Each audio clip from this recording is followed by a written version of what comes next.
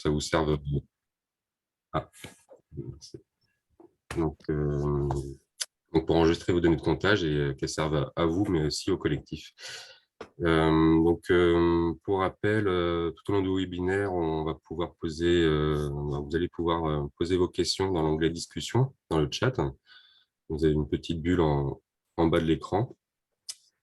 Et donc, on aura un temps, une demi-heure en fin de webinaire pour y répondre et échanger. Donc. Pendant ce webinaire, donc, je rappelle que c'est mieux si vous coupez vos micros directement, sinon Virginie veillera au grain pour vous couper les micros au cas où. Et, donc, voilà, je vais pouvoir laisser la parole à Alexandre, du coup. Merci Anthony, merci pour l'organisation aussi. Au passage, la dernière fois que j'ai fait cette présentation, j'avais une petite dizaine de personnes. C'est agréable d'avoir beaucoup de participants. Je vais commencer peut-être par prendre 2 secondes pour me présenter et vous expliquer ce que je fais au sein de l'Institut de l'abeille. Donc moi, je suis responsable de la thématique numérique. Ça veut dire que je travaille sur une thématique où on s'intéresse, vous vous doutez, aux capteurs connectés, mais aussi à comment on organise les données et comment on peut créer des services directement utiles pour les apiculteurs. Et organiser les données, c'est à différents buts. Donc, soit créer ces services, soit aussi permettre à des collègues chercheurs. Nous, on travaille au sein d'une unité mixte technologique avec l'INRAE, donc permettre à des collègues chercheurs aussi d'avoir un potentiel d'études sur ces données, ce qui pourrait ensuite nous être bénéficiable au sens de l'apiculture. Et donc, le travail fait sur les données Varroa et sur l'appli Varroa que je vais vous présenter aujourd'hui, il s'inscrit dans cet objectif-là, dans plusieurs objectifs. Nous, on avait un besoin finalement d'organiser nos données, de les réunir. On voulait les valoriser. Il faut savoir que par le réseau ADA-ITSAP, on avait des dizaines de milliers de données qui étaient réunies. Et on regardait ça en se disant, mais c'est pas possible qu'on n'en tire pas quelque chose de vraiment intéressant. Et parmi les différentes choses qu'on avait identifiées, donc, il y avait cette application que je vais vous présenter. Et donc, l'application a aussi vocation à encourager quelque chose qui existait déjà, c'est-à-dire la remontée des données, des relevés réalisés par les apiculteurs sur le varroa phorétique en premier lieu.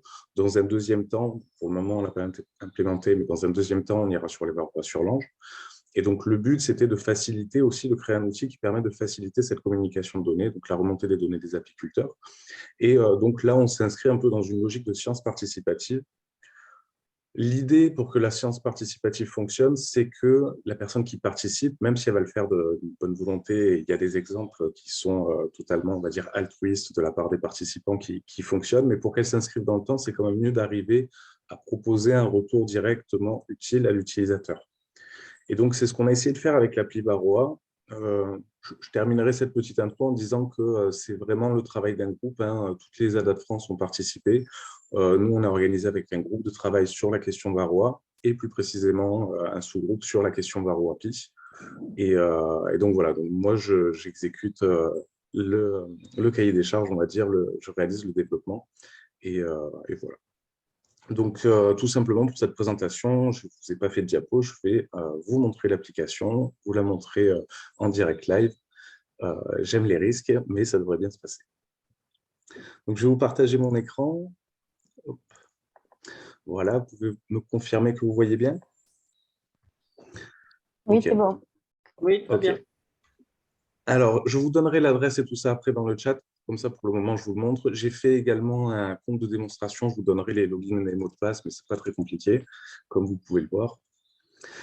Donc voilà, sur l'application, on arrive directement sur une page pour saisir un relevé, mais avant de vous expliciter complètement cette page, je vais d'abord prendre un moment pour vous montrer qu'elle est organisée en différentes pages, notamment une page d'accueil sur laquelle vous pouvez trouver le nombre de données qui ont été réunies par le réseau. Donc ça, c'est quelques indicateurs qu'on mettait pour encourager, finalement, pour dire voilà, ça a du sens de mettre des données là-dedans parce que tout ce qu'on pourra faire sera d'autant plus intéressant qu'on a un grand nombre de relevés disponibles. Donc ça, c'est tout ce qui a été généré par les expérimentations sur lesquelles travaille le réseau ADA-ITSAP. Ici, vous avez les données qui sont collectées directement par l'API. Donc, vraiment, chaque comptage de varroa phorétique est recensé. Le nombre de départements sur lesquels on a au moins une donnée, et ici, le nombre d'utilisateurs. Alors, je ne sais pas si vous avez le petite vignette, je vais peut-être réduire les... J'ai vos petites vignettes là, mais voilà, j'ai enlevé.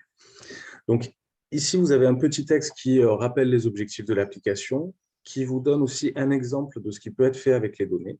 Donc là, quand vous cliquez, vous avez un lien vers un PDF qui est une synthèse sur Varroa à l'échelle nationale. Et vous avez ici, pour ceux qui auraient besoin ou qui seraient curieux, peut-être que vous ne connaissez pas les 3 méthodes pour faire des relevés de varroa phorétique. Donc, vous avez des petites vidéos qui vous permettent de voir ces 3 méthodes qui sont donc à l'aide de détergents, à l'aide de CO2 et à l'aide de sucre glace. Ensuite, on a la page pour saisir un relevé. Ici, on aura une page de restitution de vos données. Et ici, vous avez une page qui vous permettra de récupérer un tableur. En haut à droite, vous avez un ensemble de boutons assez classiques dans les applications qui vous permettent d'aller gérer votre compte. Je vais mettre un peu l'emphase sur le forum aussi. Si vous constatez des bugs, ça arrive. L'application, elle a été déployée en début d'année, donc elle est relativement jeune. Il peut arriver qu'il y ait des petites choses qui ne se passent pas comme prévu. Donc, simplement, ce forum, il est là déjà pour créer un peu un échange entre vous et nous. Et aussi, moi, ça me permet de savoir, voilà, je ne peux corriger que ce que je connais comme bug. Ici, vous avez la liste des partenaires et les conditions générales d'utilisation. Donc, on va aller directement sur la page pour saisir un relevé. Donc, comme vous l'avez vu tout à l'heure, quand vous vous connectez, vous atterrissez là par défaut pour perdre le moins de temps possible. Vous avez ici un ensemble de boutons qui vous permettent de dater le relevé que vous allez réaliser. Donc là, par exemple, je vais me placer comme si je faisais un relevé aujourd'hui. Donc, on est le 3. Sur un rucher, soit en créant un nouveau, soit en réutilisant un rucher qui existe déjà. Donc là, par exemple, je vais me mettre sur le rucher 1. Et là, je viendrai sur la carte après. Vous pouvez aussi sélectionner un relevé que vous avez déjà réalisé. Et ça vous permet de corriger des données si jamais vous avez fait une faute de frappe ou voilà, des choses comme ça. Donc là, on va reprendre le rucher 1. Et vous voyez qu'ici, vous avez un ensemble de boutons. Quand je sélectionne le rucher, ils se sont préchargés, mais je vais préciser ça un petit peu. Ici, vous pouvez préciser le type de conduite du rucher. Est-ce qu'il est en conventionnel, en bio ou en conversion? La date du dernier traitement anti-varroa réalisé. Alors là, c'est là où, quand vous l'enregistrez une fois, on va dire, il va à chaque fois vous rappeler quelles étaient les informations que vous aviez saisies la dernière fois. Donc là, par exemple, moi, j'avais mis que le 1er mars, j'avais fait un engagement. J'aurais pu préciser d'autres méthodes de traitement AMM, ou voilà, autre, ça permet de préciser librement ce qu'on réalise. Alors, ce n'est pas forcément pertinent, hein, la date et tout ça. Là, c'est vraiment un compte, on est sur des données fictives. C'est moi qui ai bidouillé dans le cadre du développement et pour pouvoir vous proposer quelque chose d'un peu plus rempli aujourd'hui qu'un compte tout lisse, tout vide. Et vous avez ici la méthode que vous avez utilisée pour faire le relevé de varroa phorétique. Là, vous avez un tableau où on vous propose de spécifier le nombre de colonies que vous avez échantillonnées. Donc, par défaut, les préconisations, c'est au moins 8 colonies. Après, vous êtes libre de faire plus ou moins. Et ici, vous avez donc le tableau qui, vous l'avez vu, s'adapte au nombre de lignes. Donc, chaque ligne correspond à une ruche et un relevé de varroa phorétique avec la pesée des abeilles en grammes, le nombre de varroa déterminé et le nombre de varroa pour 100 abeilles. Donc, dans cette colonne-là, vous pouvez spécifier un identifiant à la colonie si vous voulez avoir un suivi plus précis ou laisser tout simplement... assez nombreux sont les apiculteurs qui n'ont pas forcément de numéro à la ruche.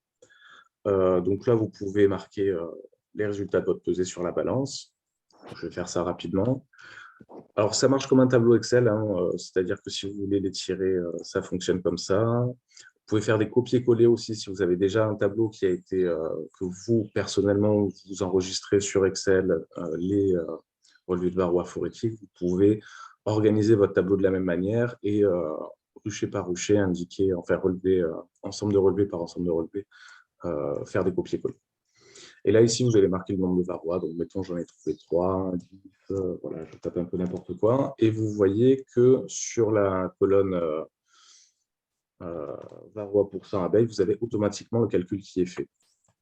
Donc, ce calcul, c'est le calcul standard et on a bien la correction en fonction de la méthode. Donc, sur le sucre glace, on a coefficient correcteur qui est de 1,1. Donc voilà, vous voyez que ça s'adapte. Donc vous avez juste à renseigner vos données brutes et l'application fera le reste. Et enfin, vous avez la carte. Donc ici, elle est déjà pré-remplie puisque je suis sur un rucher qui existait déjà. Donc la dernière position connue est indiquée, mais vous voyez que là, finalement, j'ai eu un suivi des différentes positions, un peu des transhumances, et je peux éventuellement le replacer ailleurs pour ce relevé. Donc voilà, alors ça c'est une carte un peu classique, hein. Si vous voulez, vous avez quelques boutons pour vous rapprocher d'une commune ou changer le fond cartographique utilisé. Donc on a mis les photos aériennes, une carte topographique et le fond plan normal c'est OpenStreetMap. Donc voilà, il ne reste plus qu'à enregistrer. Et voilà, à ce moment-là, mes relevés sont enregistrés, la page est remise à 0. Je peux vérifier ici que mon dernier relevé a bien été fait. Donc peut-être que ça mériterait que je remette au format français, mais le 3 juin 2022. Et donc là, j'ai bien toutes les valeurs que j'avais mises, la dernière position, etc. Donc voilà pour la partie, on va dire, un peu moins fun. Juste avant de passer à une autre page, ici, vous avez un bouton d'aide. Si jamais vous vous posez des questions, ça vous permet de balayer tous les éléments qui sont à l'écran et ça vous donne quelques infos supplémentaires. Ça vous permet de préciser des choses. Si certains champs sont peut-être pas, méritent des précisions, bon, voilà, vous pouvez en avoir ici. OK, donc maintenant, on peut aller dans le suivi de l'infestation. Ici, j'arrive sur un outil graphique. Donc, je peux sélectionner mon rucher et à ce moment-là, je vais avoir une courbe qui m'indique les relevés que j'ai faits.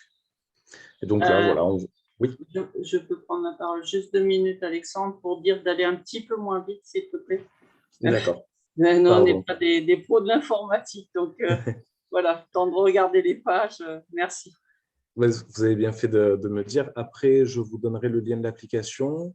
Est-ce que vous voulez qu'on prenne un peu de temps et on fait les questions par page ou quand même on reste sur la logique, toutes les questions seront à la fin?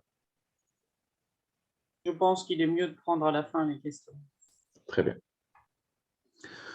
Donc, sur le suivi d'infestation, donc là, on est dans l'idée que maintenant que vous avez fait le travail, on peut vous proposer quelque chose à minima pour qu'il y ait un intérêt direct à saisir les données, même pour vous simplement sur une logique sur votre exploitation. Et donc ici, vous avez une fenêtre graphique. Le graphique va dépendre de toute votre sélection. Donc là, vous pouvez sélectionner des ruchers, vous pouvez sélectionner des ruches. Et ici, on va avoir le côté, on va dire, participatif qui se révèle dans tout son potentiel, puisqu'on va pouvoir comparer les relevés qu'on a réalisés sur nos ruchers avec les moyennes nationales, avec ce qui a été fait dans les régions ou dans les départements à proximité. Donc l'idée, c'est de permettre à l'apiculteur de se situer face aux autres apiculteurs autour de lui. Vous avez un dernier bouton ici qui permet de faire varier le type de représentation graphique. Donc là, moi, ce que je vais faire, c'est que je vais chercher à visualiser le rucher sur lequel j'ai saisi mon dernier relevé. Donc, c'était le rucher 1.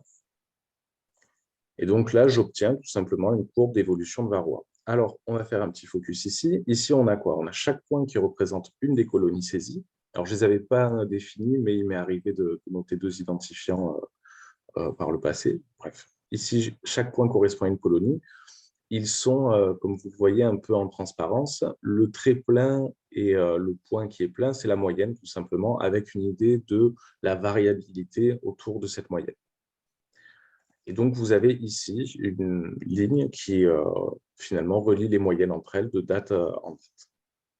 Vous avez également les derniers traitements qui sont positionnés avec des pointillés verticaux. Donc ici, je sais que j'ai fait un encagement le 1er mars 2022 et ici un apistant le 15 mars. Encore une fois, hein, ce n'est pas pertinent en termes de pratique, mais c'était simplement pour, en guise d'exemple, pour représenter ce que fait l'application. Donc voilà, donc comme ça, déjà je suis tranquille parce que mes données sont sauvegardées, elles sont enregistrées et elles ne seront pas perdues, je peux y accéder tout le temps. Donc je peux voir ça, je peux comparer mes ruchers entre eux. Alors il y en a qu'un que j'ai bien renseigné, je crois, sur le printemps, mais ouais, celui-là, le rucher 2, il doit dater un petit peu plus. Ah non, il est là. Ouais, j'avais fait qu'un seul relevé sur le rucher 2. Bon, voilà, je peux les comparer. Si j'avais fait un peu plus de relevés sur ce rucher, j'aurais vu 2 courbes qui se suivent ou qui se croisent. Donc ça vous permet à vous directement de comparer votre infestation d'un rucher à l'autre. On va revenir sur plus simple. Ici, éventuellement, je peux désélectionner certains éléments. Alors, encore une fois, je n'ai pas identifié beaucoup de colonies, donc ce n'est pas très intéressant. Mais si j'avais suivi les mêmes identifiants et bien fait ce travail de saisie, je pourrais avoir finalement la possibilité de visualiser une courbe par colonie, pour voir précisément comment chacune évolue. Et puis ici, je peux voir si je me retrouve dans la tendance de l'année. Donc là, on a très peu de données sur 2022, donc ça explique le caractère un peu erratique de la courbe. C'est peut-être plus prudent de prendre l'année ancienne ou jusqu'à ce qu'on ait suffisamment d'utilisateurs. Et là, je reviens sur le point que j'avais dit en introduction, ça n'aura que la valeur de la quantité d'utilisateurs. Donc nous, on arrive avec plus de 30 000 données pour donner un premier élan. Mais ensuite, pour continuer à alimenter dans le temps, on va continuer à faire ce travail, nous, qu'on faisait déjà. Mais c'est là où vraiment on a tout intérêt à avoir beaucoup d'utilisateurs, beaucoup de participants. J'en profite pour dire qu'un des objectifs du groupe de travail aussi, c'est de voir si d'autres collectifs, on va dire, sont intéressés par cet outil pour qu'on puisse réunir un maximum de données en France de tout horizon. Donc, si je reviens sur ma petite démonstration, ici, je vois la moyenne nationale sur l'année 2022 et je peux me dire, est-ce que je suis au-dessus de l'infestation ou en dessous? Alors, c'est peut-être un peu limité ou un peu critiquable quand on est sur la logique nationale. Peut-être que c'est plus intéressant de regarder les années entre elles pour voir finalement, est-ce qu'on est sur une année à Varroa, comment ça a évolué dans le temps. Et donc là, c'est ce que j'ai fait. J'ai choisi les 3 dernières années. Peut-être enlever le rucher pour clarifier un peu la représentation. Et je vois les différentes années qui se superposent entre elles. Donc là, c'est ce que je vous disais, 2022, en fait, il y a très peu de données, donc c'est pour ça que ça a ce caractère-là. En réalité, sur les données du réseau, on est surtout très bon sur les années 2016 à 2018. Il me semble que c'est là où, en développant, j'ai vu le plus de données. Et c'est là où on arrive à tirer un peu des choses sympathiques du graphique qui va venir sous vos yeux ébahis. Après un petit temps de chargement. Oui, c'est là où on prend les risques. Hop. Donc, peut-être être un peu patient avec elle. J'ai tendance à cliquer un peu partout. Voilà. Et donc là, petit à petit, on peut regarder sur les 3 années successives comment a évolué Varroa, éventuellement sur une période donnée. Le graphique est interactif, donc vous pouvez cliquer et glisser pour sélectionner une période, éventuellement recadrer aussi. Et donc là, on peut se dire, voilà, en 2018, finalement, c'est là où on a eu le moins de Varroa sur la période, tandis qu'en 2016 et 2017, on était avec des pics en août. Donc là encore, la robustesse dépend vraiment des données, mais ça, c'est pour vous montrer, pour nous, c'est très, très intéressant de voir ça. Et puis ensuite, on peut imaginer qu'un acteur de la recherche peut commencer à travailler sur pourquoi telle année était particulièrement une année à Varroa et faire des choses qui pourraient faire avancer, on va dire, l'ensemble de la filière et de la problématique sur Varroa. Je vais reprendre mon rucher. Et puis maintenant, on va regarder avec les moyennes régionales. Alors, je ne l'ai pas précisé là, mais vous avez vu, toutes les courbes se sont placées par-dessus. Donc, c'est une fonctionnalité qu'on a imaginée comme ça, où en fait, on recale toutes les années, au lieu de les mettre bout à bout, ce qui complique un peu cette comparaison, on a voulu superposer sur une même année. Donc là, ici, je vais prendre par exemple en Occitanie, je vais chercher à afficher tous les relevés qui sont disponibles en Occitanie.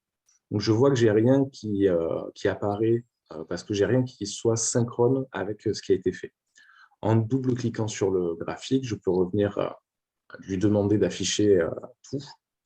Et là, je vois que tous les relevés qu'on a en Occitanie ont été jusqu'à réalisés entre 2014 et 2019. Et donc, je peux voir au moins dans ma région comment ça s'est passé, à quel point montent les extrêmes, on va dire, de fin d'année, etc.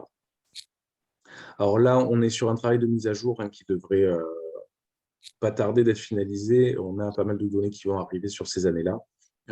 Voilà. Là, on a beaucoup de travail pour réunir ces données, les nettoyer et les faire cohabiter de projet en projet, y compris pour les données qui remontent encore actuellement sous forme de mail depuis les apiculteurs vers les abeilles.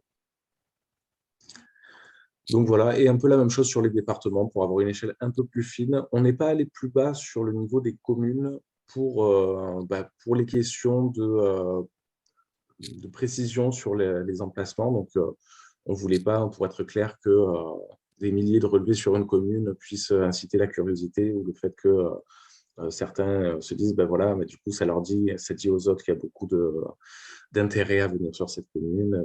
Donc, j'ai pas envie de le faire envahir ou des choses comme ça. Donc, pour ménager, on va dire, toutes ces questions qui sont sensibles et qui s'entendent tout à fait, on est resté à l'échelle du département.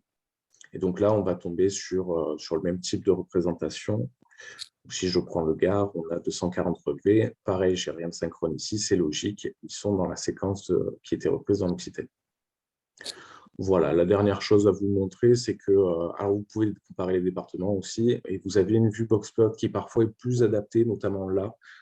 C'est plus adapté à comparer ou des dates, enfin des données, des relevés qui ont été faits à des dates très écartées, puisque là, on a un peu une position pour chaque côte à côte. Il faut quand même faire un peu attention, puisque là, vous voyez que d'une position à l'autre, on a combien 6-7 mois, et ici, plusieurs années. Donc voilà, le dernier écran qui nous reste, c'est un écran pour récupérer les données. Donc là, vous pouvez télécharger sous format Excel les données qui vous sont propres. Ça, c'est quelque chose auquel on tient hein, dans les applications qu'on propose. Moi, j'aime pas travailler sur une application qui me cloisonne, qui m'empêche de récupérer mes données, faire autre chose par ailleurs, parce que j'ai peut-être des idées, j'ai peut-être des habitudes que j'ai envie de continuer à mener sur mes données. Donc là, le but, c'est de vous permettre quand même de tout récupérer. Et voilà. Il me reste 2 choses à vous dire. Donc, vous avez le lien de l'application. Je ne vous l'ai pas donné plus tôt pour pas que vous soyez tentés d'aller voir en même temps, parce que je pense que c'était peut-être mieux si vous m'écoutiez. Et on a un tutoriel aussi d'utilisation, parce que vous l'avez vu, c'est assez riche. Donc, du coup, je vous mets le lien de l'application maintenant. Et on a un tutoriel aussi vidéo qu'on a réalisé ici et qui reprend un peu toutes les informations que je vous ai données dans le cadre de cette présentation. Et je terminerai en disant, voilà, n'hésitez pas aussi à nous faire part de vos retours. J'ai parlé des bugs tout à l'heure au travers du forum et tout ça. Vous pouvez aussi nous dire, j'aimerais bien que vous intégriez ceci, ou sur les graphiques, je trouve que ce serait intéressant d'avoir tel type de visualisation. Nous, ça nous permet d'alimenter nos réflexions et d'orienter le développement dans la direction qui vous conviendra, pour qu'on soit un peu dans une logique de co-construction avec vous. Voilà, je vais arrêter là. Je vais peut-être garder le partage d'écran le temps des questions, des fois que certains me demandent des précisions sur des écrans. Très bien, merci Alexandre. Effectivement, il y a quelques questions.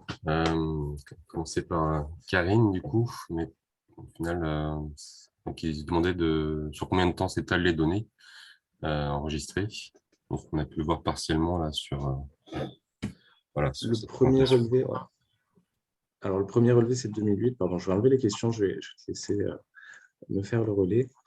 Première donnée, c'est 2008, mais oui, il me semblait que c'était un peu des bizarreries qu'on avait dans le tableau de données. Tu te rappelles que y a des choses un peu étranges.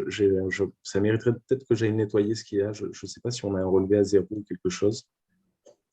Sinon, à partir de 2011. Mais là encore, je pense que le plus solide, comme j'ai dit, c'est entre 2016 et 2017. Ouais. C'est vrai qu'on n'a pas fait encore vraiment ce travail par année de voir comment on tirait ça. Je pourrais faire un tableau par an. Oui. Tout à l'heure, en marge, peut-être j'irai faire. Je devrais pouvoir assez rapidement vous tirer un tableau détaillé des données par année. On a aussi pas mal de travail au sein du réseau là pour parler de 30 000 données historiques qui font référence. Et au final, on a quasiment le double enregistré, mais ouais, il y a tout ce travail d'intégration, tout ça là, qui est en cours au sein du réseau, quoi. Effectivement, je regardais ça hier, on a dans les 49 000 relevés, mais il y en a beaucoup où il nous manque des informations comme la date ou des choses comme ça, et qui fait que je ne peux pas les projeter sur ces graphiques. Je pense que c'est des données qui sont nettoyées maintenant par André, donc le collègue de l'INRAE qui travaille avec nous. Donc voilà, là j'attends la dernière mise à jour et j'espère sous peu que ce nombre-là va prendre quelques dizaines de milliers. Il y a aussi tout ce qui est données annexes, là, notamment sur les historiques de traitement, là, qu'on n'a pas forcément de manière systématique, notamment sur des projets où il n'y avait pas enfin, des observatoires de mielés ou autres, où la problématique varroa n'était pas forcément... il y avait des comptages de réaliser, mais il n'y avait pas forcément tout l'historique qui était renseigné par rapport au traitement réalisé. Il y a d'autres questions concernant donc, les méthodes pour estimer la quantité d'abeilles dans les échantillons prélevés. Notamment Xavier Dumont qui se demande pourquoi peser les abeilles et si c'est létal. Pourquoi peser les abeilles si c'est létal? Non, on se demandait si cette action, du coup, entraîne la mort des abeilles. Et sinon, plus généralement, est-ce qu'il y a possibilité de se baser sur un volume d'abeilles? Il y a pas mal de méthodes de comptage. Alors, des petits indicateurs de volume pour estimer la quantité. oui, c'est vrai que je crois que c'est la Daora qui propose un verre marqué qui représente 30 grammes d'abeilles. Je ne sais pas si tu avais vu ça, Anthony. Non, j'ai pas vu leur échantillonneur, on va dire là, mais Ouais. c'est à peu près 15 centilitres d'abeilles. Ça va faire un peu plus de 30 grammes, mais ouais, c'est toujours un peu plus approximatif quand on se base sur un volume que sur une pesée. Au niveau de la pesée, donc, ça me permet de déduire un nombre d'abeilles en considérant un poids de 0,14 grammes par abeille. Donc, c'est pas une valeur absolue, c'est critiquable, mais c'est ce qui fait un peu consensus pour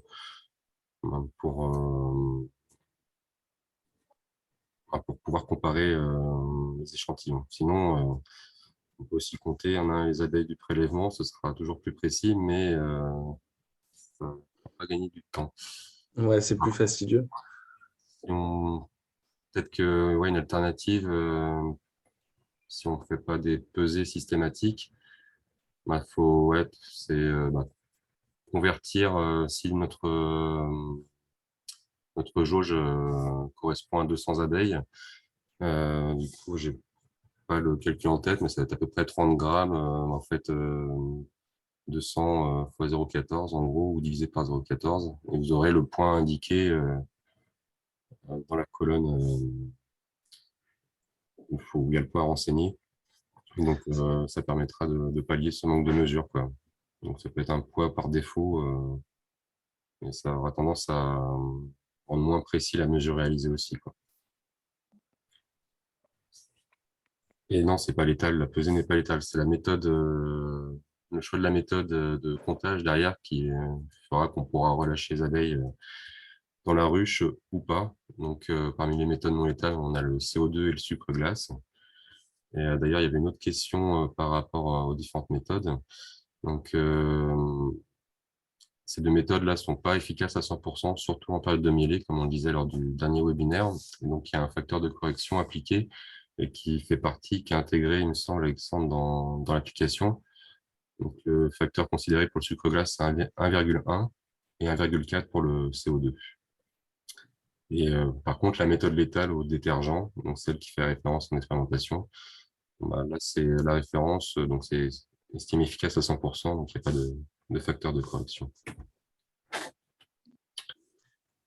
J'ai vu qu'il y avait une question pour détailler le calcul. Vraiment, on a le poids d'abeille qui permet de calculer bien l'idée qu'une abeille fait 14 mg. Alors, c'est peut-être ce que tu disais quand tu disais c'est peut-être un peu critiquable. Effectivement, elles vont faire entre, je sais pas, 12 et 16 selon les variétés.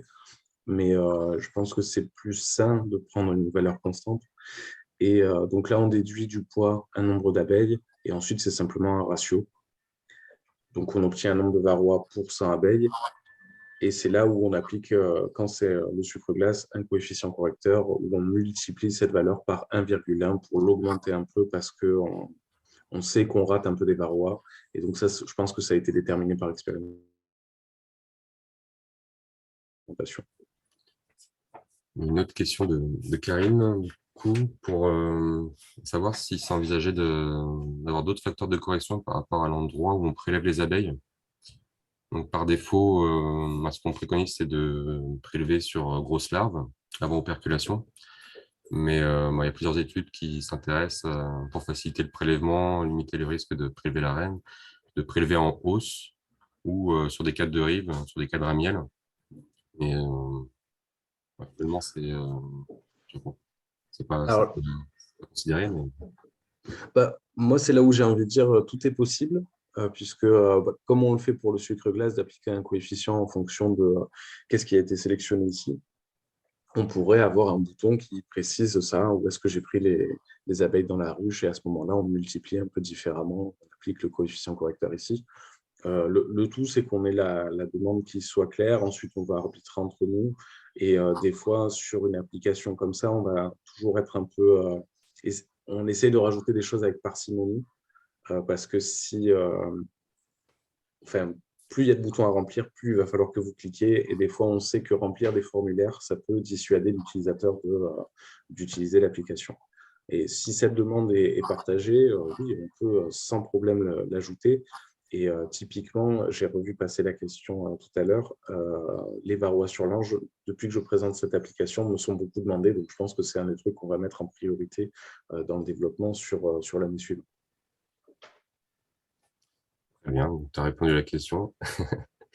Euh, une question d'Irène, c'est pour savoir si c'est envisagé de représenter géographiquement l'évolution des niveaux d'infestation dans le temps.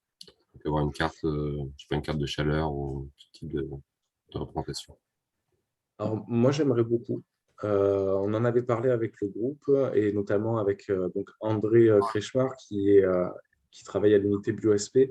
Et donc, BioSP, c'est une unité qui est justement spécialisée dans l'analyse spatiale des données de manière générale. Et donc, il y avait un peu des limites sur la quantité de données qui étaient disponibles. Et je me rappelle qu'il nous disait aussi que toutes les données n'étaient pas sujettes à ce genre de représentation.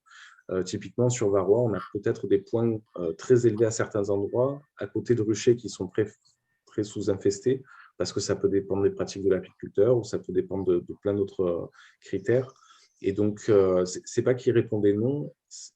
Moi, j'avais l'impression que son message, c'était il va d'abord falloir qu'on réunisse beaucoup de données et qu'on voit ce que ça donne. Peut-être que ce n'est pas pertinent de le faire, peut-être que ça le serait. Et j'ai un deuxième niveau de réponse qui est, au tout début, moi, j'avais proposé une fonctionnalité qu'on avait codée et qui est quelque part, on va dire, dans le code actuellement, mais cachée, où on avait la carte de France avec, par département, je crois que j'avais fait par commune, et c'est pour ça qu'on l'avait abandonné, le nombre de relevés qui était indiqué, et au moins on rattachait ces niveaux sur des entités administratives plutôt que sur des points extrêmement précis, comme c'est le cas là sur cette représentation. Mais donc, du coup, voilà, comme ça, on avait une vision cartographique de où est-ce que les données se trouvaient. Et après, on a eu peur de déplaire finalement à nos utilisateurs potentiels parce que, voilà, encore une fois, cette question des emplacements, on sait que c'est sensible et à raison. Donc, c'est typiquement le genre de choses où on s'est dit, bah, ça, on l'a, on le garde sous le coude. Et puis, s'ils nous demandent, on verra avec eux comment on peut élaborer ça et l'intégrer dans l'appli. Une autre question concernant l'interprétation des résultats. Donc, est-ce qu'il est envisagé de mettre des messages d'alerte quand il y a un dépassement de valeur seuil ou des conseils pour, pour corriger ces surinfestations, ces dépassements de seuil économique ou autre? Alors, bon, je pense qu'on peut répondre à deux voix. Je ne sais pas si je peux me lancer si tu veux. On en a discuté, on en a parlé, on aimerait, très honnêtement, parce qu'on a des données, on a des expérimentations, et on sait qu'au bout de, je pense que c'était 4-5 varroas phorétiques en entrée de mielée, on allait pénaliser la mielée, la récolte de plusieurs kilos. On a des expérimentations qui ont été faites, mais dans des contextes qui sont bien définis. Par exemple, je crois que c'était en entrée de mielée de lavande, là, ce que je vous donne comme seuil. Le souci, c'est qu'on n'a pas la certitude que ce soit vrai tout le temps et partout. Et peut-être que, bon, déjà, il faudrait qu'on ait le contexte de mielée. parce qu'il est évident que si vous êtes en fin d'année sur une mêlée tardive, sur de l'acadine par exemple, on peut s'attendre à ce que vous ayez un niveau d'infestation plus élevé, on va dire naturellement. Et du coup, ce n'est pas la peine peut-être de vous faire remonter des trucs trop alarmantes. Je pense que ça, c'était une des choses qui nous a fait nous dire, bon voilà. Après, c'est peut-être un écueil qu'on a un peu trop souvent où, étant très scientifique, on a un peu une exigence envers nous-mêmes et envers les choses qu'on diffuse. On aurait pu ne pas prendre de gants et faire ça. Voilà, je pense que pour le moment, on n'était pas forcément assez sûr de nous. On avait peur que les seuils qu'on préconise, ou enfin un peu les alertes qu'on allait lancer ne seraient pas forcément toujours pertinentes.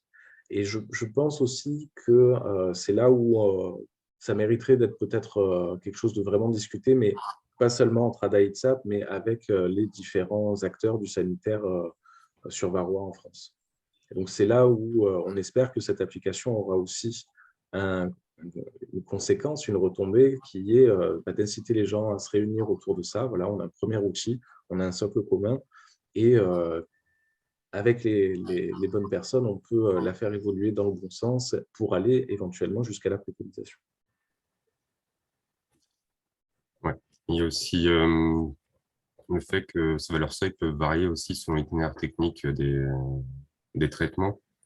Donc, c'est toujours à contextualiser et c'est pas forcément facile de restituer une valeur seuil unique à telle période de l'année, selon la géographie, le parcours et tout ça, qu'on soit sur des méthodes biomécaniques ou sur associés à des traitements flash à l'acide oxalique notamment, ou des traitements longue durée, les valeurs seuil à l'automne ne seront pas forcément les mêmes. Donc ouais, il y a un gros travail à faire encore pour peaufiner cette interprétation et du coup pouvoir les indiquer sur ce type d'outils. Par contre, je pense que la page d'accueil, là, ça peut être une page qui peut être alimentée en informations, en articles, et du coup, aider à l'interprétation des données mesurées qui restent considérées par rapport au parcours de chaque rucher, quoi. Et sinon, pour rejoindre ce que tu disais aussi, il y a un travail au niveau national là, qui regroupe plusieurs structures du sanitaire agricole, donc FNOSAD, ANSES, DGAL, INRA, j'en oublie, il y en a tellement, mais donc visant en lien avec ce type d'application, travailler à mutualiser toutes les données qu'on a déjà historiquement. Et pas uniquement les données de varroa phorétique, mais aussi les données de comptage sur l'ange.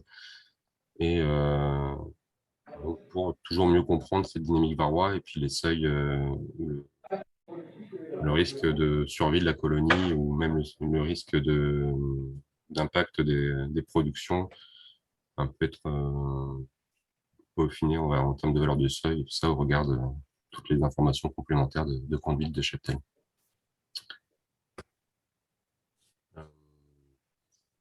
Ensuite, question. En fonction du choix de la méthode, sucre glace, alcool. Donc, on a déjà répondu. Donc, il y a bien des facteurs de correction intégrologicielle. Donc, c'est la saisie des données. Vous indiquez votre valeur. Par contre, c'est vrai que j'ai déjà été confronté à ça. Si on utilise plusieurs méthodes de comptage sur une même date dans un même rucher, il faudra saisir les données à part pour que le facteur de correction soit appliqué, soit cohérent avec les échantillons comptés au CO2 ou comptés à l'alcool ou autre. Mais ce qui n'empêche qu'ensuite, corrige-moi si je me trompe, Alexandre, mais quand on va consulter les données, donc ça n'aura pas d'incidence sur la représentation graphique. Si on indique le même rucher. C'est une bonne question, mais je ne pense pas. Je n'ai pas eu le cas. Je n'ai pas essayé de rentrer des relevés simultanés avec différentes méthodes. C'est bien ça, là?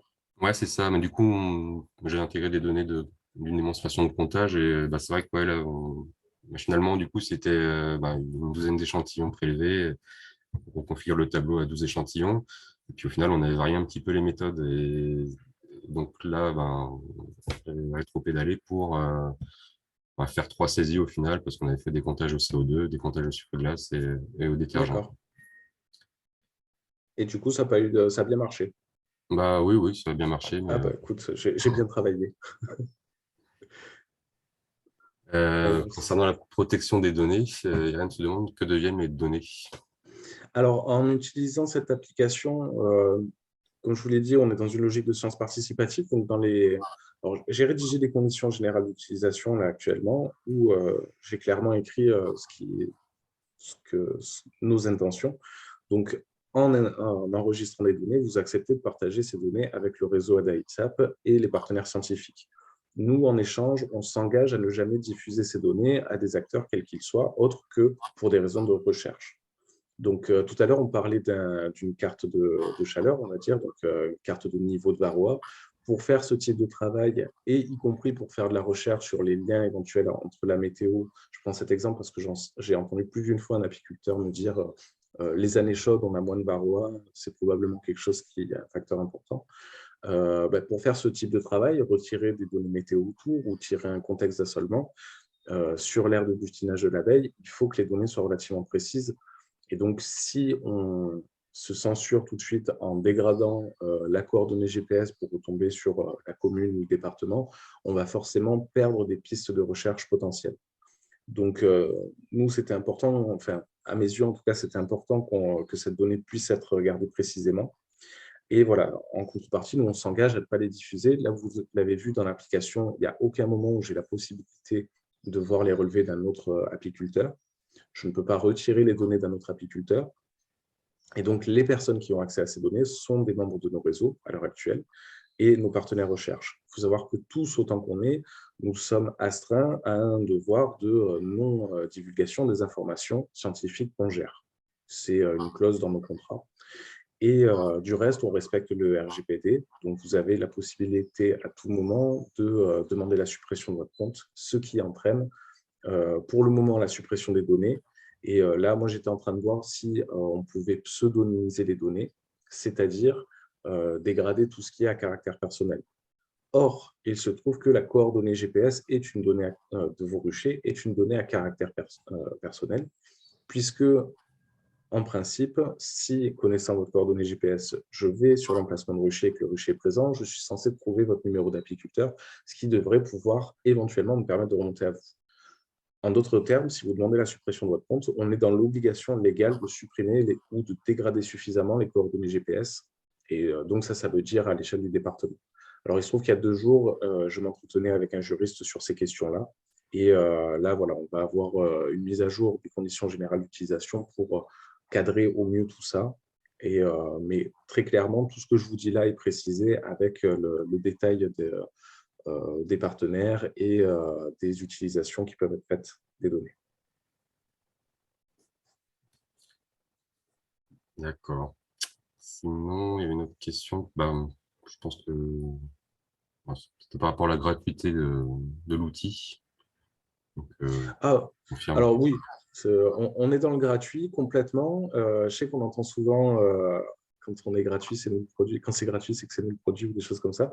Il se trouve que c'est une question qu'on s'est posée récemment. Alors, peut-être certains la connaissent, mais on a une autre application qui marche assez bien, qui a trouvé un public auprès des apiculteurs, qui s'appelle BeeGees. Et notamment, depuis qu'on a intégré les parcelles bio, donc c'est une application qui permet, pour vous le dire en 2 mots, de connaître les parcelles et les cultures et le type d'occupation du sol que vous avez dans l'aire de butinage d'un rucher. Et on s'est demandé, vu que ça avait un potentiel et qu'il n'y a pas si longtemps, pour certains certains le savent peut-être, on avait quelques problèmes financiers. Donc on s'était dit, est-ce que voilà, on a de quoi créer de la ressource propre pour nous, financière, au travers de ces applications. Notre premier travail, ça a été d'aller voir les autres instituts agricoles qui font aussi des applications intéressantes pour les agriculteurs. Tous nous ont dit, on s'est cassé les dents là-dessus parce que ça demande de créer des licences d'utilisation, créer tout un cadre juridique et commercial. On a perdu notre temps parce qu'on a fait travailler des ingénieurs là-dessus au lieu qu'ils fassent leur travail d'ingénieur et on n'en a pas tiré un copec. Donc nous, maintenant, on est sorti de cette logique et on s'est dit tout simplement, ce qu'on veut, c'est valoriser Donc, c'est notre travail, c'est de faire avancer, c'est de proposer des outils pour une filière et lui donner de meilleures capacités à travailler, à gérer ces problématiques. Et donc, on n'est absolument pas dans une logique commerciale parce qu'on pense que c'est une impasse. Voilà, je suis très clair. Donc, voilà, pour au moins 10 ans, on va dire que ça va être gratuit. Après, peut-être un jour, il y aura un autre directeur scientifique qui verra les choses différemment. Et moi, personnellement, je me base beaucoup sur des logiciels open source, sur des données open source. Et donc, je vois d'un bon œil que ceci se traduise par un outil totalement libre d'accès. Pas de cookies, pas de pub. Non, alors pour être franc, j'ai mis une balise Google Analytics, mais pour voir les fréquentations, tout simplement voir si on avait des utilisateurs, comment c'était utilisé. J'ai entendu qu'il y avait eu des soucis là-dessus, donc je vais peut-être revenir en arrière. C'est un point que je voulais clarifier avec le cabinet d'avocats qu'on commence à consulter pour nous conseiller là-dessus, parce qu'il faut bien comprendre que nous, on est un peu des ingénieurs et techniciens passionnés par ce qu'on fait, donc on a des idées, tout ça. Des fois, on ne voit pas forcément les conséquences qu'il y a derrière. Et donc, voilà, moi, simplement, j'avais envie de savoir si les gens utilisaient ce que je faisais. C'est quelque chose d'important pour moi, pour nous, pour savoir sur quoi je passe mon temps aussi. Et voilà, actuellement, il y a ça. Juste ce point d'interrogation là. Sinon, on ne collecte pas les cookies. Je ne sais même pas faire ça. Ce n'est pas mon objectif. Je ne me suis jamais posé sur la question. Une question pour savoir si cet outil pourrait avoir une portée épidémiologique, ce qui pourrait servir du coup à alimenter tout ce qui est pharmacovigilance pour identifier des problèmes de résistance au traitement. Et puis, ouais, des niveaux de surinfestation localisés, des J'aimerais bien. spatio-temporels, compagnie. J'aimerais bien que ça puisse être identifié comme ça. Là, je pense que ça va être un travail aussi à nous de faire de la communication auprès d'autres acteurs et d'autres structures. Je présentais tout à l'heure plutôt l'axe de faire converger des données vers cet outil pour qu'il fournisse un meilleur service aux apiculteurs, mais aussi pour qu'il y ait un meilleur potentiel de recherche. Et je pense que ça peut être des sorties typiquement sur ça. Et j'ai un modèle en tête depuis de nombreuses années. C'est quelque chose qui est fait, qui continue à être fait aux USA. Ça s'appelle beinformed.org. Alors là, c'est dans une logique d'enquête où ils font une grande enquête à travers tous les États, etc. Ils collectent un maximum de données, y compris sur des analyses pesticides, sur des relevés virologiques, sur nos EMA, etc. Et ensuite, vous avez une interface où vraiment le grand public, n'importe qui peut venir et afficher des paramètres en fonction d'autres. Alors, je vais clarifier cette phrase qui n'est pas du tout claire. Mais par exemple, je peux regarder le nombre de pertes hivernales en fonction des traitements, de la stratégie de traitement anti-varroa qui a été faite. Donc ça, c'est des choses ensuite qu'on pourra faire là à partir des données, puisque finalement, on collecte des traitements, des dates de traitement, donc des stratégies de traitement. Et donc, on pourrait comme ça se dire, voilà, est-ce que finalement les ruchers sur lesquels on a utilisé tel ou tel produit ont été plus infestés que d'autres, etc. On ne collecte pas forcément d'informations sur les pertes, mais peut-être qu'ensuite, ça nous donnera des idées. Et moi, j'aimerais bien faire cet équivalent en France de dire, voilà, finalement, on a collecté plein de données sur les traitements, sur tout ça, et on va laisser les apiculteurs bidouiller des boutons pour comparer ce qu'ils ont envie de comparer, pour voir s'il y a plus de pertes à tel moment ou autre. Je vois que… Ah bah oui, tu l'as mis, super. Vous pouvez rajouter aussi Bitgist qui a été demandé. Ouais, ça, je vais vous le rajouter. Et donc, voilà, donc j'aimerais bien que ça aboutisse là-dessus. Je pense que ça mériterait d'être co-construit avec les acteurs du sanitaire. Et le petit souci, c'est que généralement, plus on est nombreux autour de la table, plus on a d'inertie. Donc peut-être que c'est nous qui allons… voilà, je ne sais pas comment on s'emparera de cette question, mais voilà, j'espère qu'on pourra proposer quelque chose dans ce sens-là. Je pense que c'est dans ce sens que travaille le groupe Varroa. Du coup, à terme, il y aurait peut-être un regroupement des différents outils développés, parce que au final, Beinformed, c'est un petit peu une synthèse de VarroaPli, BGIS, Yoda Tox ou toutes les… Ouais. Donc, ouais. Donc, comme le dit, le laisse entendre Anthony, en fait, on a des applications maintenant aujourd'hui. Donc, ça fait 6 ans moi, que je travaille sur monter ces choses-là. Et on commence à avoir une application sur chaque thème, j'ai envie de dire.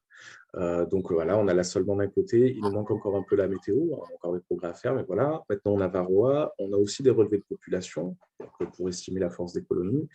On a pas mal de relevés sur l'écotoxicologie. Et donc, effectivement, il y a un travail de convergence à faire.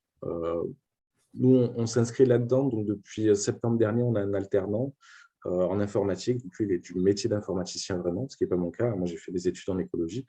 Et dans son offre d'alternance, j'avais inscrit le croisement de données. Donc, moi, j'aimerais aboutir à quelque chose. Ce sera probablement d'abord pour notre réseau et la recherche, puis ensuite, on verra ce qu'on peut en tirer pour les apiculteurs. Mais qu'on arrive à se dire, bah voilà, sur cette colonie, je veux un maximum d'informations possibles, et ce sera à la fois les informations qu'on a observées, qu'on a relevées dans le cadre d'expérimentation, mais aussi les informations de quel a sol mangé autour, quelle météo il faisait entre telle période, etc. Donc, on travaille vers cette convergence.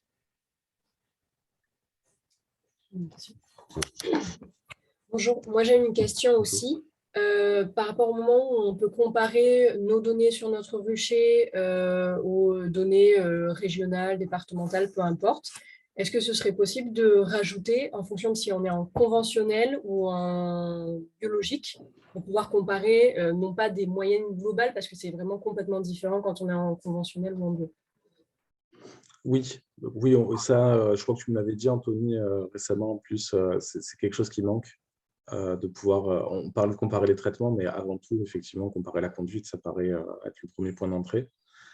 Et je pense aussi qu'il y a quelque chose qu'on avait identifié qui n'est pas présent, qui est, là, on collecte un historique de traitement, et finalement, on pourrait proposer un retour à l'apiculteur qui pourrait l'aider un petit peu pour faire son registre d'élevage, de dire, bah, en fait, comme tu l'as enregistré dans l'application, sur ce rucher, voici les différentes actions anti-varroa réalisées. Alors là, c'est un peu à côté de la question, je suis désolé, mais du coup, je profitais pour répondre un peu. Et tout ça pour dire je pense qu'on a du progrès encore à faire sur la restitution. Un petit peu dans le sens de la remarque d'Irène, qui demande s'il y a eu des alertes via l'application. Donc, suite aux déclarations de problèmes d'efficacité de médicaments, notamment en Auvergne-Rhône-Alpes, en fin de saison 2021. Alors, on a déployé l'application en février ou janvier, quelque chose comme ça. Donc, en tout début d'année, là. On travaillait depuis une petite année dessus déjà, et donc du coup, non. Mais après, on n'est pas sur un système d'alerte. On n'a pas parlé de ça encore. Moi, j'ai un peu cette idée sur Bee Gees aussi. J'aimerais bien qu'il y ait une fonctionnalité qui permette, comme on est vraiment sur une entrée carte sur Bee Gees, de dire seulement et tout ça, qu'on pourrait avoir un peu de la possibilité de signaler, mais je voyais plutôt un rôle au niveau des ADA déjà, d'animation du territoire, de dire bah, sur ma région, je sais qu'il se passe ça à tel moment, attention, il y a un risque d'IZ sur ce secteur. Je pensais que ça pouvait être une fonctionnalité intéressante à intégrer dans le Beaches. Et la bonne nouvelle, c'est qu'on va avoir le temps de s'y consacrer à partir de l'automne.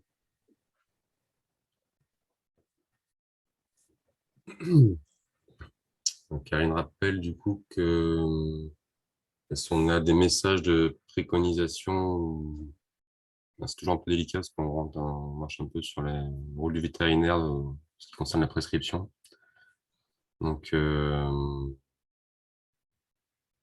ouais, faut embaucher un vétérinaire, il s'appelle. En fait, j'ai pas osé le dire clairement tout à l'heure, mais du coup, vu que c'est dit clairement, c'est pas plus mal. C'est un peu pour ça aussi qu'on s'est dit, bon, les seuils, est-ce que c'est pas un peu risqué d'indiquer des seuils dedans? Mais c'est là où moi je me dis, bah, du coup, si on arrive à endoctriner des vétos en leur prêchant la bonne parole de Varroa-Pi, bah, du coup, c'est eux qui font les prescriptions. Voilà, ça pourrait être un outil pour eux aussi, non, mais c'est vrai. Et du coup, moi, j'aimerais bien que ça se passe plutôt comme ça, plutôt que, voilà. Mais ce que j'ai dit reste très valide. C'est aussi une question de pertinence parce qu'on les a collectés dans des contextes qui ne sont pas, tu disais, de contextes d'itinéraire technique, des contextes de mielés. Voilà, ça restait vrai.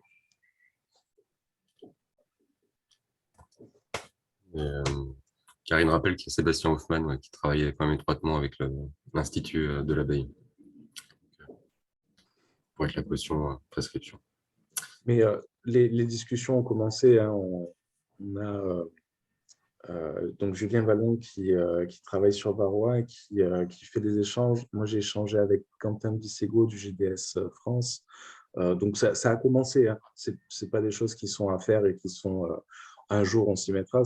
On est en train de travailler à ça. Après, comme je disais, plus on est nombreux autour de la table, plus il y a d'inertie très souvent.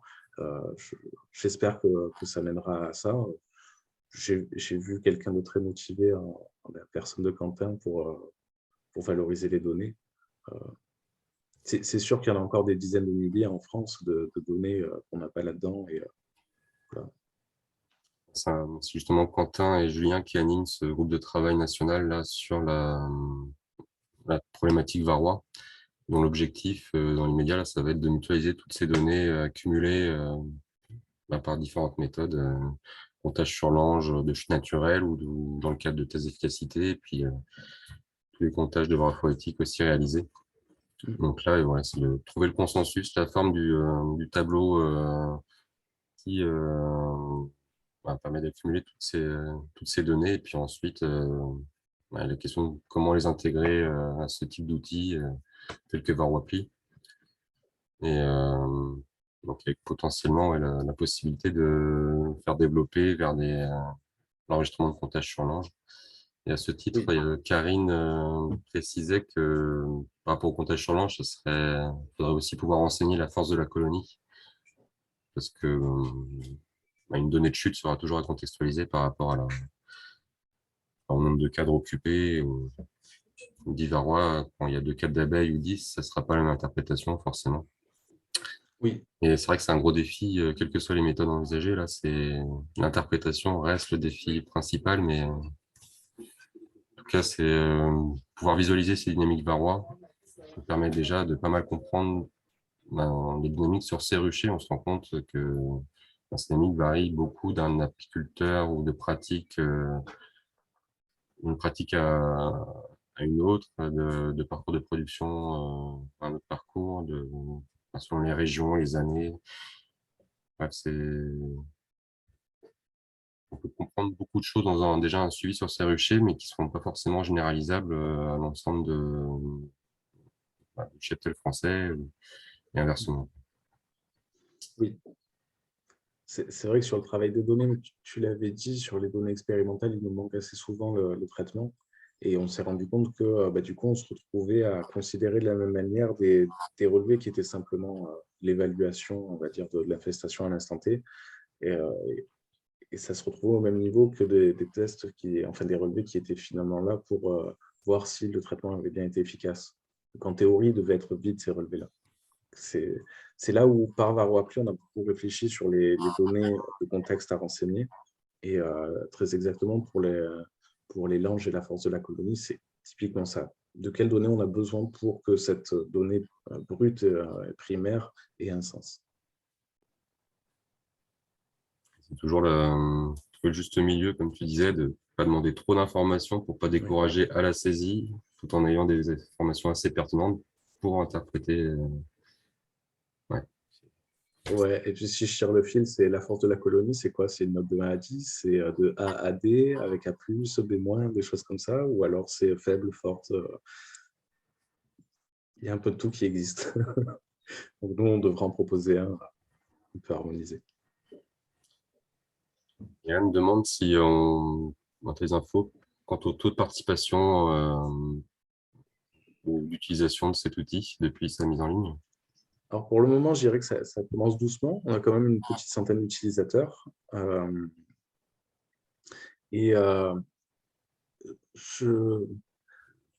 ne m'attriste pas pour le moment parce qu'en fait, la communication a été assez faible. Hein. C'est la première fois que j'ai 30 participants au webinaire. On a fait un peu le travail de tweet et tout ça, mais moi, c'est loin d'être ma première force, la com. C'est peut-être là où aussi au niveau du réseau que représentent les ADA, on pourra avoir de meilleurs relais. Je sais qu'il y a la Corse, par exemple, qui est intéressée pour une présentation. Je n'ose pas trop leur proposer en ce moment parce qu'ils ont d'autres problèmes très graves. Mais pour ceux qui ne savent pas, il n'y a pas une goutte de pluie encore, donc depuis des mois. Et voilà, je pense qu'on a encore beaucoup de communication à faire, de travail là-dessus avant que vraiment on puisse avoir quelque chose de pertinent. Donc, en clair, pour le moment, il n'y a pas beaucoup de participation. Je pense que quand même, depuis la première présentation, on a eu une quarantaine de comptes qui ont été créés. Donc, en l'espace de 3-4 mois. C'est pas si mal, mais c'est loin de ce que je pense qu'il faudrait pour que vraiment l'outil soit alimenté correctement. On a commencé à communiquer dessus, mais ouais, ça peut, ces webinaires sont clairement dans cet objectif-là, faire connaître, populariser l'outil. Oui. Et c'est un travail de long terme, et puis on y verra plus clair déjà en fin d'année, là, par rapport aux dynamiques. Oui, c'est ça. Tout à fait. Et pour aller un peu dans la logique de dynamique de travail qu'on a, on sait que on est très pris par les expérimentations durant la saison. Aussi, un peu comme les apiculteurs, on a une saison haute et une saison basse, on va dire. Et donc, le développement, là, le but, c'était de la mettre en fonction telle qu'elle et de regarder, de faire un petit bilan à l'automne et identifier les retours qu'on a eus, notamment sur les demandes de fonctionnalités, comme l'ajout des comptages sur l'ange. Et ensuite, de remettre un coup de développement, donc hiver-printemps, pour repartir, on va dire, sur une nouvelle version pour les prochains relevés, les premiers relevés de l'année prochaine.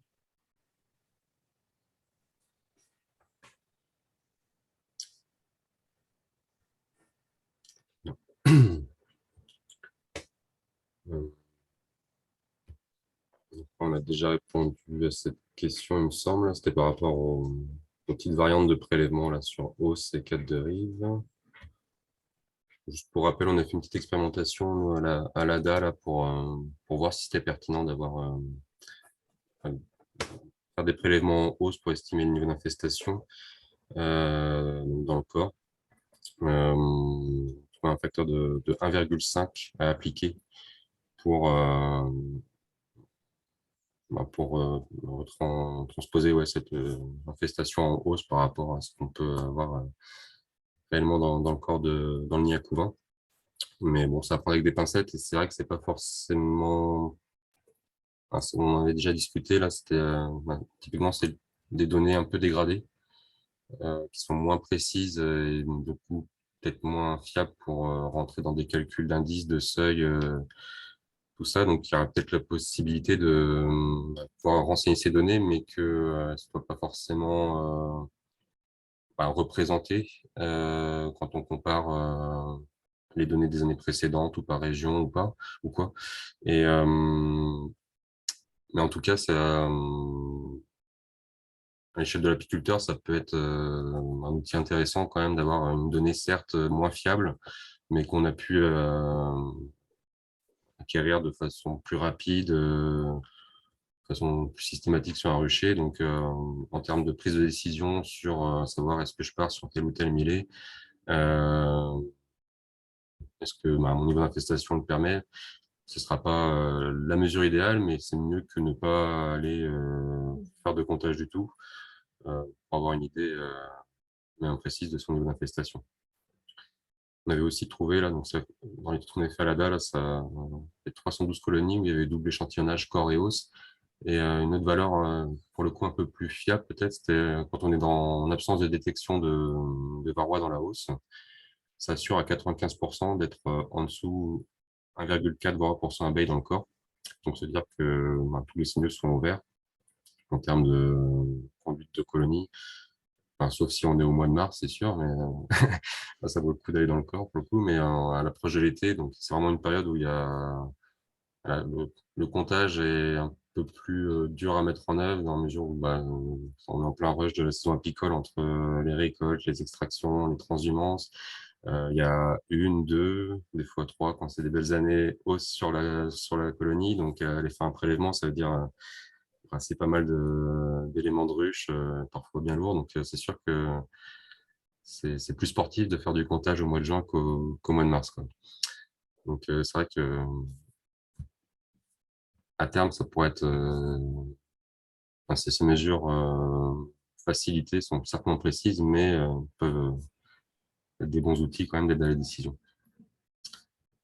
Et je pense qu'on peut envisager mettre dans la page d'accueil aussi de l'application des articles du réseau là, pour aider à l'interprétation, mais donc les pincettes qu'on connaît. On avait un cahier sur Varroa aussi qui a été produit par le groupe. C'est vrai qu'on manque un peu l'occasion de le relayer. C'est qu'on a demandé de le retirer. Pardon, je croyais que c'était que le volume 2 qui était retiré, qu'il y avait le 1 qui était... Non, le 1 aussi.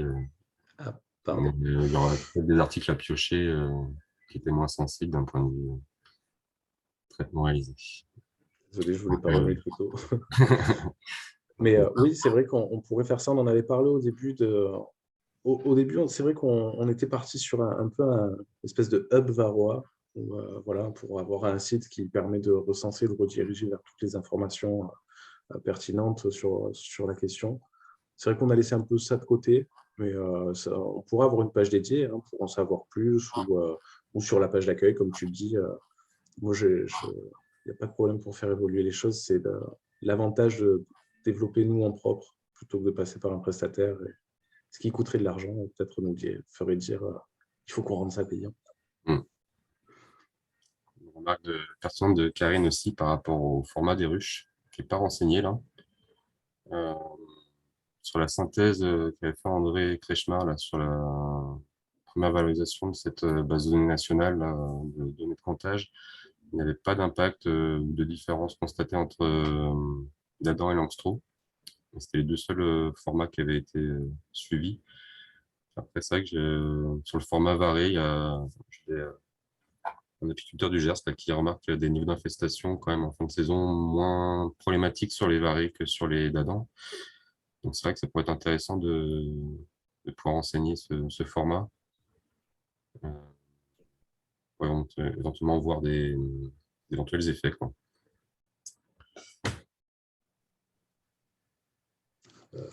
Il faudrait payer les applis qui donnent les données, comme ça les inciterait à compter. Ouais, ben, ou un loto. Hein, on va voir. Il va falloir des publicitaires. Hein. Ouais, du coup, il faudra mettre de la publicité. Et là, après, ça pose des questions pour les cookies et tout ça. Je pense qu'ils ne seront pas forcément de mon avis.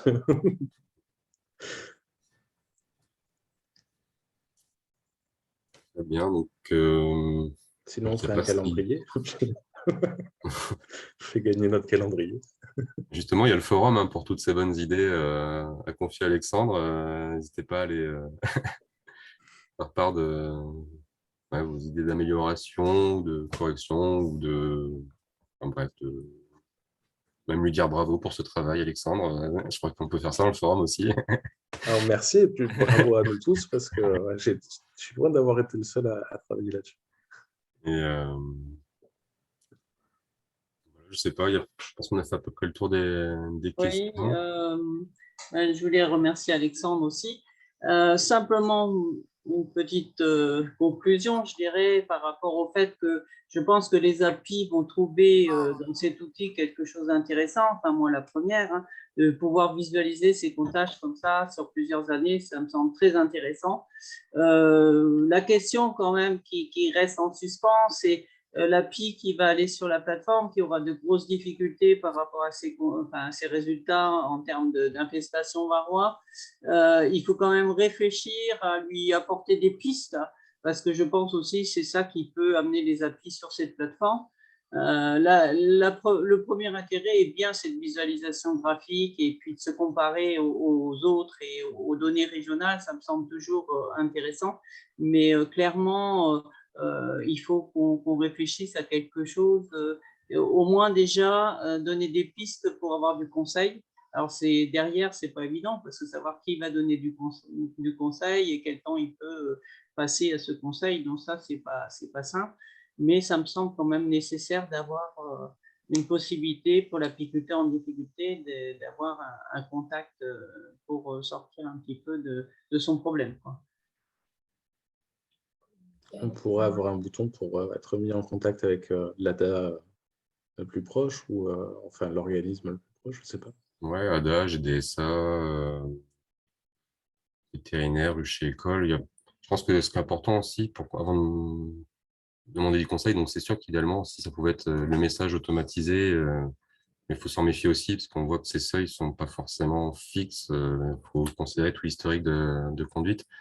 Mais déjà, avoir ces données sous la main pour demander, pas forcément du conseil, mais juste un avis, ou c'est des données objectives qui permettent plus facilement de réfléchir à la situation, et quel que soit l'interlocuteur au final, quoi. Mais on peut très bien, du coup, partager son compte ou faire une capture d'écran du niveau d'infestation, ou extraire le tableau de données et le partager en format Excel par mail à tel ou tel interlocuteur. Et sur cette base-là, du coup, demander un avis, conseil ou autre. Excusez-moi, Anthony, bonjour à tous. David, même si on ne peut pas prendre la place d'un vétérinaire justement pour faire une préconisation ou pour un traitement, est-ce qu'il ne serait pas possible de pouvoir mettre une alerte avec toutes les limites que vous avez données sur les situations qui vont différer, mais de dire, par exemple, je ne sais pas moi, une petite alerte qui se mette, attention, quand il y a plus de, je sais pas, 3 ou 4 varrois par cent d'abeilles, voyez votre, rapprochez-vous d'un conseil vétérinaire pour éviter un problème sanitaire, voilà, un problème de protection. Quitte à mettre un message en dessous, attention, ces seuils sont dépendants de votre itinéraire technique et de votre localisation, mais nous vous informons d'un danger potentiel, contactez une personne qualifiée qui pourrait vous aider. Oui. Peut-être même une liste des personnes qui sont à côté de l'apiculteur, pour qu'il ait d'emblée des renseignements sur qui il peut contacter. Peut-être qu'on peut trouver justement mettre les numéros de téléphone des personnes à contacter aux ADA ou ce genre de choses-là, en fonction de la localisation de la personne, vu qu'on sait où elle va être. Effectivement. Ça semble... Je rappelle quand même que les GDSA sont des structures départementales vers lesquelles peuvent se tourner les applis en difficulté. Donc, peut-être la première des choses, ça serait de rappeler ça, de rappeler aussi les ADA, en effet. Mais après, le problème qu'on peut avoir derrière, c'est qu'il ne faut pas non plus que les GDSA se retrouvent complètement assaillis d'appels, parce que, voilà. Donc, il faut trouver en effet un juste milieu. Je pense que de rapprocher les apiculteurs, de les faire se rapprocher des GDSA qui quand même ont des stratégies de lutte médicamenteuse contre le varroa, ça peut être une bonne chose dans un premier temps, quoi.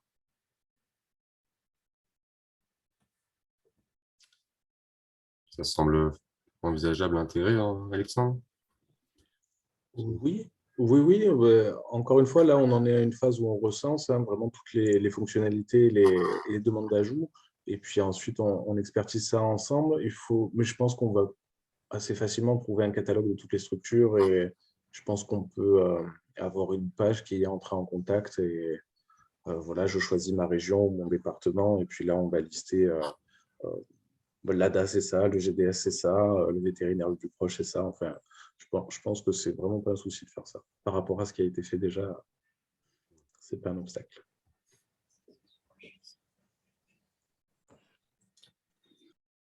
Très bien. Je ne sais pas si quelqu'un veut prendre la parole, poser une question en direct. On a fait un peu le tour des questions sur le chat. Avec quand même une petite requête là. Voilà, ce sera potentiellement... On en a parlé au dernier webinaire là, sur le comptage en hausse. Donc, à voir si on fait un petit topo sur YouTube, effectivement. Pas forcément dans les rouages actuellement, mais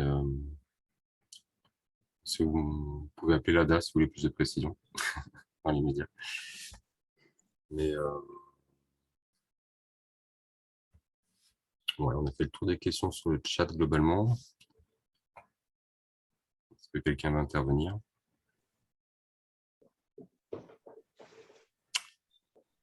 priori, non.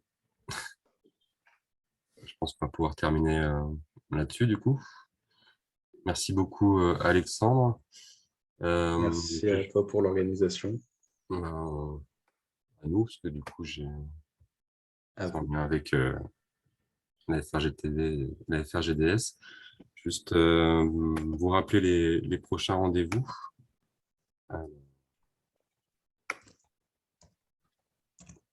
J'ai mon écran rapidement. Vous voyez mon écran? Oui. Ouais. Donc les prochains rendez-vous seront en fin d'été. Donc Jean-Luc Delon, qui est vétérinaire dans l'Hérault, présentera donc un webinaire sur la préparation des colonies à l'hiver.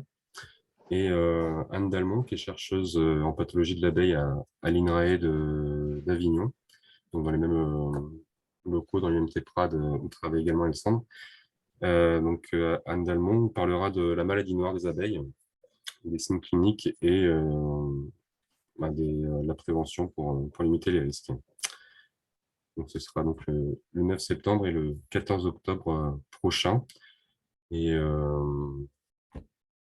donc, voilà, n'hésitez pas à faire passer le message autour de vous et puis on vous attend nombreux. Merci d'avoir participé à ce webinaire. Donc, on était à peu près une quarantaine au plus fort là, du webinaire. Et sur ce, je vous souhaite une belle journée et la santé pour vous et vos colonies. Merci. Bonne journée à tous. Merci, au Merci revoir. beaucoup. Merci à tous.